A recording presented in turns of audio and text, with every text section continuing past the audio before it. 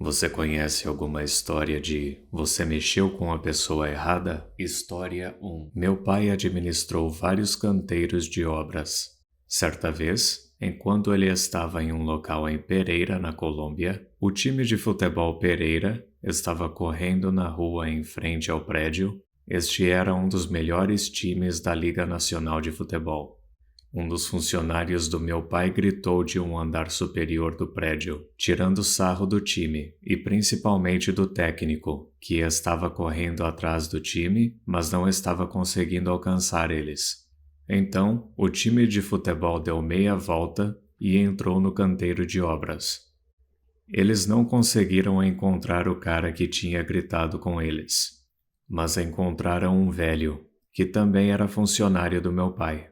E começaram a bater nele, mas meu pai viu eles entrando correndo para a sala onde eles encurralaram o velho.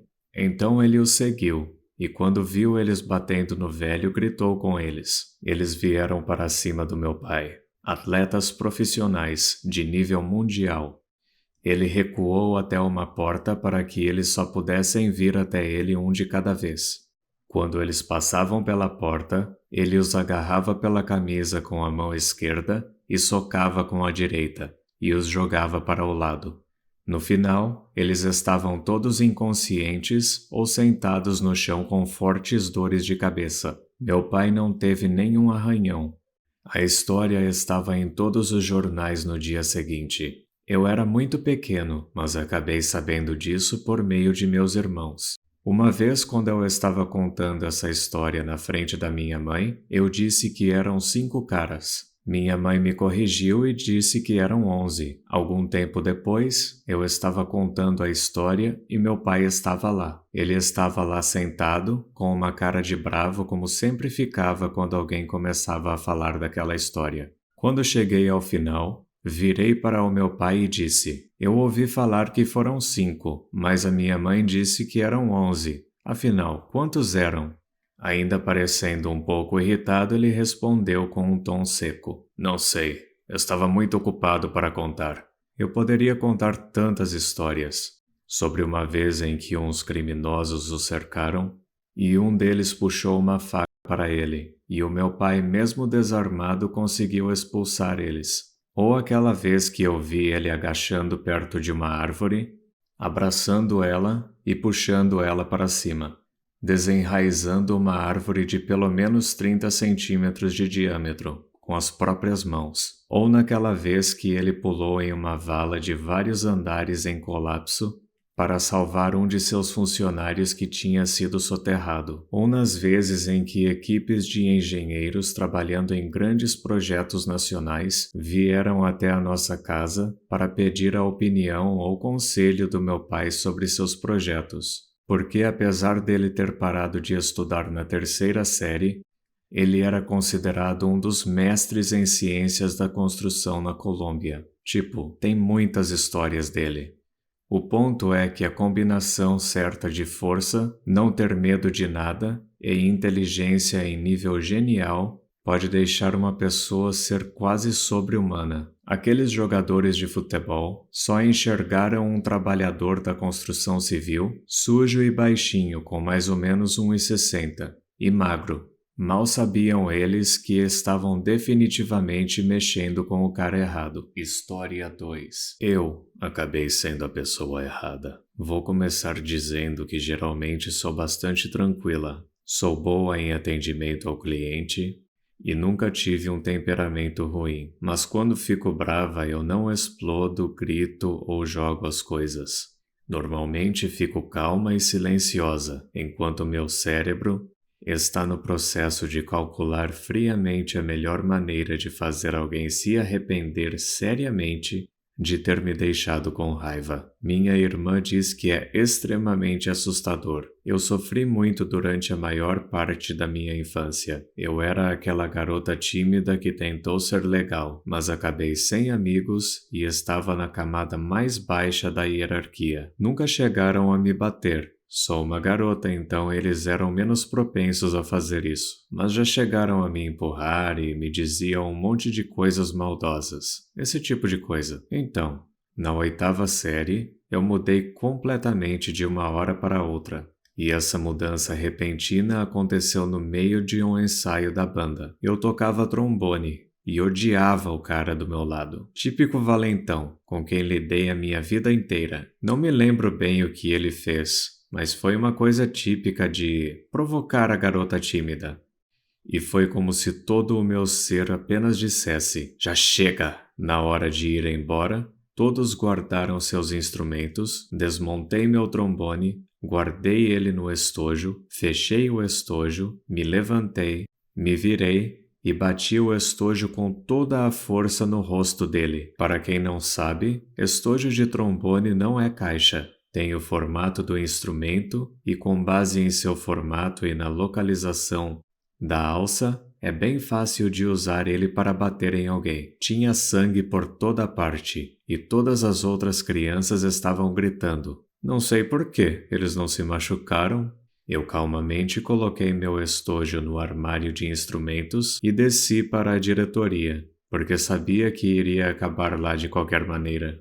Fui suspensa e tive que consultar um conselheiro antes de poder voltar às aulas. Ele quebrou o nariz e um dos dentes da frente. As coisas foram diferentes depois disso. Um dia eu apenas decidi: já estou farta disso e nunca mais vou deixar ninguém me maltratar. Então comecei a reagir em vez de fazer o que as outras pessoas sempre dizem para você fazer, que é: ignore eles e eles vão parar. Coisa que não funciona. Sempre que alguém mexia comigo, eu simplesmente respondia com rapidez e violência. Eu não sou forte, mas eu sou cruel. Eu bati em uma garota com uma cadeira, chutei um cara na virilha e continuei chutando até que me pararam, e dei uma surra em alguns garotos mais novos que estavam implicando com minha irmãzinha. Isso tudo na 8ª série. E não, eu não estava fazendo isso sem motivo nenhum. Minha razão para fazer isso foi a seguinte: eles vão saber que mexer comigo não é seguro e nem indolor.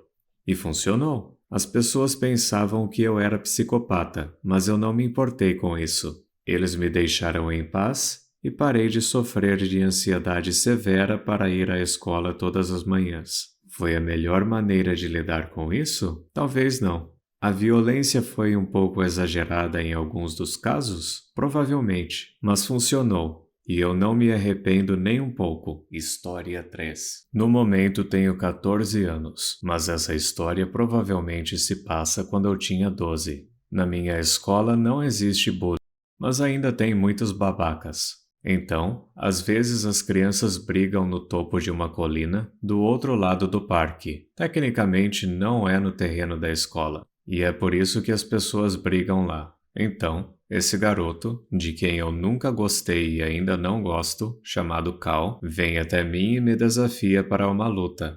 Agora eu definitivamente não sou do tipo forte, e não pareço ser capaz de lutar. Mas o que muita gente não sabia sobre mim é que eu fiz 7 anos de boxe, então eu lutava e era forte.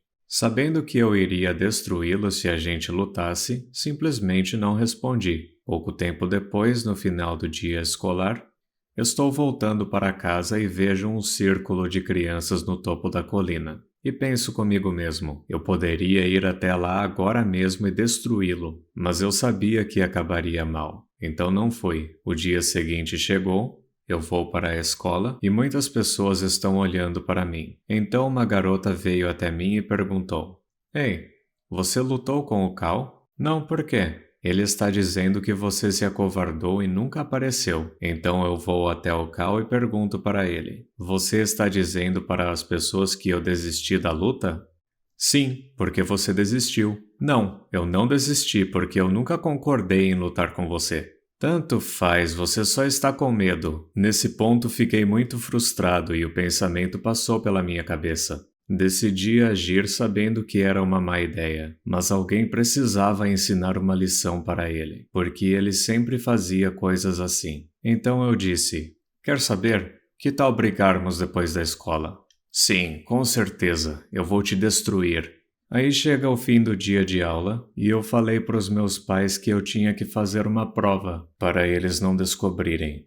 Eu fui para o morro e tem um monte de gente lá. Estávamos no meio de todo mundo e ele diz: Você está pronto para ser humilhado? E eu disse: Veremos. E estalei os dedos. Eu sei, parece meio cringe. Então fiz a guarda e me preparei para lutar. E ele claramente não tinha ideia do que estava fazendo. Então ele dá o primeiro soco, um gancho enorme, e eu me abaixei e pum! Ele ficou atordoado e confuso por levar um soco na cara. E neste ponto estou apenas deixando escapar a minha raiva reprimida e batendo com os meus punhos em seu rosto. Estou acertando socos e chutes e, eventualmente, dou um chute de Esparta nele e ele começa a rolar o barranco. Não era tão íngreme, era tipo uma inclinação de 35 graus.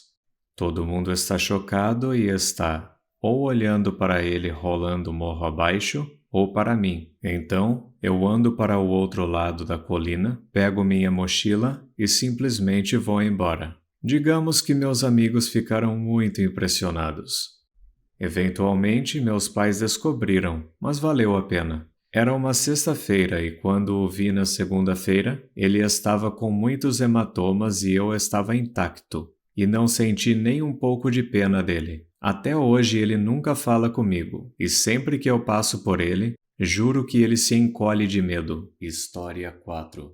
Não é uma história super emocionante, mas tipo, na primeira semana do ensino médio, estou no ônibus e um garoto de quem sou meio amigo está sendo intimidado por outro garoto e seu amigo. Eu digo para eles deixarem meu amigo em paz e um deles fica quieto e fica só me encarando. O amigo dele diz: Ah, não, cara, fica fora disso, você não quer deixar ele bravo. Minha grande resposta aos 13 anos foi: Você não quer me deixar bravo. Achei que eles ficariam com medo se eu dissesse isso, e que ele iria parar de mexer com a gente se ele soubesse que eu não estava com medo dele. Aí, o cara que estava quieto avança para cima de mim. Não para me bater, apenas para me fazer recuar. Eu não recuo. Não reagi de jeito nenhum. Apenas encarei o cara. Ele se virou silenciosamente para olhar para frente. Seu amigo ficou quieto. Meu amigo me agradece e eles nunca mais o incomodam. O que eles não sabem é que meu tempo de reação era tão ruim que eu não percebi o que ele tinha feito até cerca de 1 ou 2 segundos depois que aconteceu, e acidentalmente pareci que não reagi porque não estava com medo. Muito obrigado por assistir. Não se esqueça de deixar o like, se inscrever e ativar o sininho para receber as notificações dos meus últimos vídeos.